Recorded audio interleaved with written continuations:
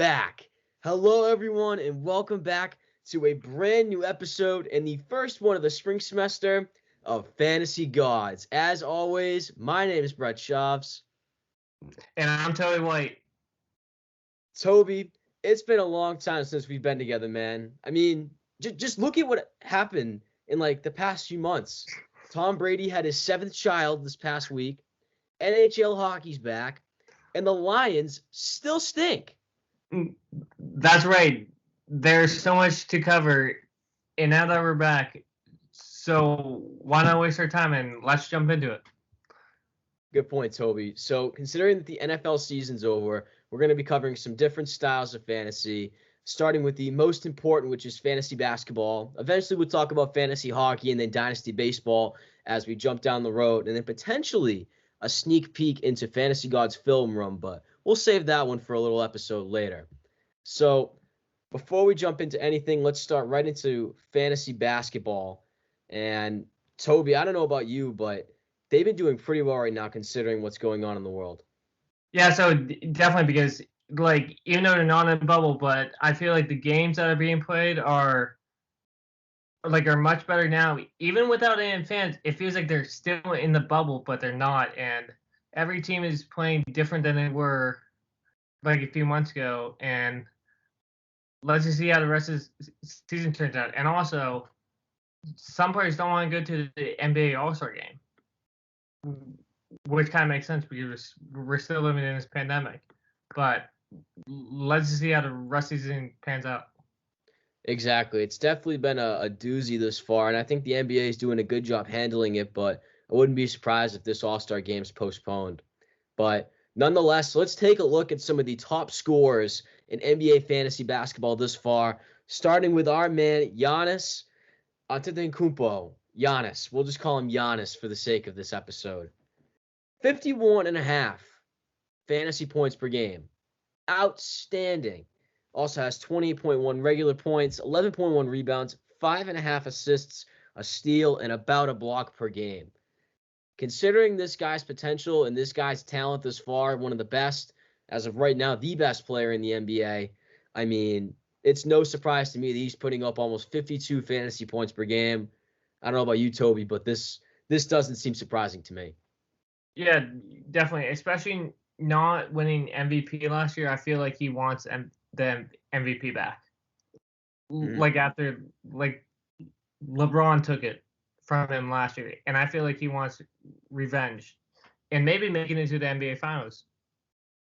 Maybe. I wouldn't be surprised. I mean, they spent all that money on that max contract for him. I mean, they brought in Drew Holiday as well and a couple other guys to help out the squad. So there's a potential the Bucks make it to the finals. It just all depends on if their defense can hold up. Mm-hmm. All right. So let's move into this next guy here, and that's our hometown native, Jason Tatum. 45.1 fantasy points per game, 26.8 regular season points, 6.9, just about 7 rebounds per game, 4.1 assists, 1.3 steals, and about a half a block per game. He's ranked number 9 within his position right now. No surprise at all for Jason Tatum. I mean, he had that stint in between for COVID-19 protocols. He was quarantined because he tested positive, but he's jumped back and hasn't missed a beat. Probably one of, if not, maybe even the best player in the Eastern Conference. Yeah, definitely. Especially how stacked the Eastern Conference is with Giannis, the Brooklyn Nets, who are basically the Justice League now, and especially having Tatum and Jaylen Brown too are the new young buds of the NBA. Exactly. I mean, speaking of Jaylen Brown as well, how do we think these two are going to play together throughout the rest of this season? I mean, just going into the playoffs now, you finally have Kemba back. You have Daniel Tice. You have Tristan Thompson, who's been, been inconsistent sometimes, but overall a good player. I mean, you have other young guys too. Time Lord Robert Williams, Carson Edwards, Grant Williams. How do we think these guys are going to do going into the playoffs? So I just think this team would do super well going into playoffs, but the East is stacked. The East is stacked beyond. This is the most stacked the Eastern Conference has been in a while. And plus, you're going against a three-headed monster. the James Harden, Kyrie, and Durant, Mhm. and also Bucks and Giannis. So you never know. So Exactly. I mean, I was looking the other day, and the Brooklyn Nets right now have the best rated offense in the NBA. If they finished today, the season finished today, it'd be the best in history. But their defense, the worst rated defense in the league. And if they finish today, it's the worst rated defense of all time. So they have the best rated offense and the worst rated defense. So this team is so inconsistent, and I'm actually pretty curious to see how they do in the postseason. yeah, definitely. Mm-hmm. So let's move into this next guy, Joel Embiid from Philly. 50.5 fantasy points per game. Not surprising at all for his caliber. About 29 points per game, 11 rebounds, 2.9 assists, 1.4 steals, and 1.3 blocks. Wow. 11 rebounds plus just about 30 points per game. Joel Embiid's been on a tear this season, and I think Philly's very serious, as far as they want to go deep into these playoffs, and I think it all starts with Joel Embiid here. So yeah, definitely, and especially the emergence of Ben Simmons too, because he's playing like a different player. And the real question is, can the Sixers finally get over that hump that they always been terrible, and plus they always lose in the game 7 or a lucky bounce shot like they did like 2 years ago. Exactly. I mean, just looking at their team now, I mean, Ben Simmons, Joel Embiid, like we just mentioned, and even other guys that have been stepping up lately, Danny Green, Seth Curry. I mean, they're actually looking in pretty good shape right now. It's just a matter of can they get past teams like the Celtics who always give them a hard time. So yeah, definitely. Like it's always the Celtics that always know how to beat them, but if these teams were to meet in the playoffs, so it's gonna go game 7 either I, way. I couldn't agree with you more. I mean, Philly gives them a tough time in the regular season, but when it comes to playoffs, it's pretty much anyone's game. Yeah. So let's move into the final guy, best for last. Debatably the fantasy basketball MVP as of right now, and that's Luka Doncic. 52.6 points per game, 27.8 points, 8.7 rebounds, just about 9 assists, 1 steal per game, and just about 1 block per game. Holy moly. This man is going crazy. I think Dallas has pretty much found their franchise player right now. Luka Doncic is just playing out of his mind right now, and seeing the way he's playing right now, this pattern that he's going through, I don't think it's going to stop at all. If anything, I think he's going to go up more.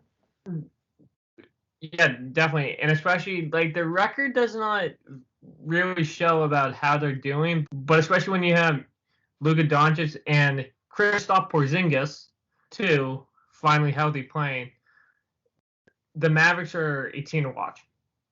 Exactly. So that concludes our fantasy basketball discussion here. And before we go, Toby, the Daytona 500 is this Sunday.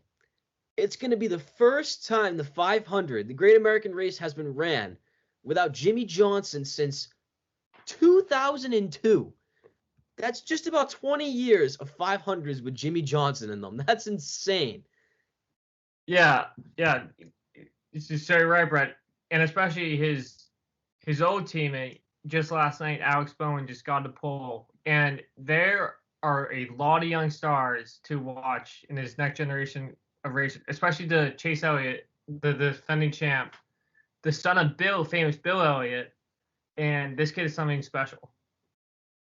Exactly. And let's not forget about these other guys. Ryan Blaney, too, had the lead for pretty much all of the recent Busch Clash until the final lap. Chase Elliott took him out. And then Matt DiBenedetto as well. He came through and put up some pretty clutch performances last season. I wouldn't be surprised if he goes on a tear as well. Yeah, definitely. Like Matt DiBenedetto is a person that could impact during the race too. Mm. All right, Toby. So if you could pick one person to win this 500 Sunday, who you got? Okay, I'm gonna say Denny Hamlin because he could be the first driver to win 3 times in a row. That has never happened. in the Daytona 500 history. So he'd be the first person to do it, and plus he's basically like Steph Curry of driving or Michael Jordan driving. He comes up clutch in the last minute, and plus he's sponsored by Jordan too, which is also amazing. But a dark horse to watch, I would say, too, is Kyle Busch. He hasn't. So he didn't win it all in 2020. So 2020 was a bad year for him in general. Well, a bad year for all of us in general. But Kyle Busch is a player, a driver to watch, and plus he hasn't won the Daytona 500 at all. So Brett, how about you? You know, considering that Kyle Busch did win the Busch Clash last night, that's pretty good, and he's got some good chances. But I'm actually going to go with his brother here, Kurt Busch. I'm a big fan of Kurt Busch. I think he's an underdog going into this race with Richard Childress. I think he's going to come into play late into this race. I think his pit stops are going to be immaculate Sunday, and I think he's going to take it home once again. Yeah, definitely. But he actually runs for Chip Ganassi Racing. That's right. He does run for Chip Ganassi Racing. You are right. I forgot about that. It's been a while since I've seen some NASCAR. All right. So that's going to wrap it up for this first spring episode of Fantasy Gods. Once again, I'm Brett Schaubs. And I'm Toby White. Keep calm and play fantasy.